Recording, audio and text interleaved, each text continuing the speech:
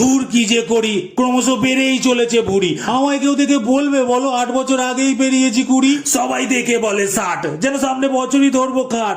তাই ভাবলাম জিমে ভর্তি হয়ে যাই, বেশি না মেরে ফাঁট। জিমে পৌঁছালাম গিয়ে 1000 দিয়ে ফ্যান্সি বোতল, সুন্দর টাওয়াল সঙ্গে করে নিয়ে। সিক্স প্যাক দেখি কত, বাইসেপ এত এত, তার মধ্যে আমার ভুঁড়ি বেরিয়ে এরম হালুই করের মতো। ভাবলাম আমারও হবে মাসুল, 2000 করবো উসুল, তারপরে ঠিক ট্যাটু করবো এইখানেতে ত্রিশূল। স্যার বলল এক কাজ করো, 4টে পুশ আপ মারো, এটা কমপ্লিট হলে তোমাকে ব্যায়াম দেবো আরো।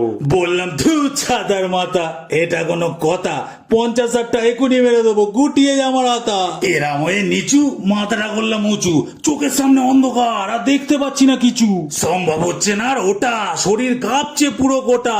সুন্দরী মেয়েটার সামনে না কেউ আমায় বলে ফেলে আবার মোটা। তাই দম লাগালাম জোরে, উঠে পড়লাম যা হোক করে।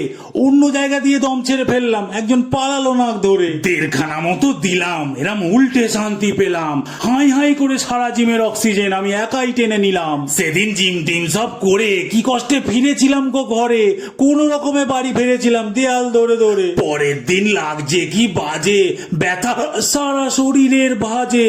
মাকে বললাম আমি মনে হয় যেতে পারবো না আজ কাজে।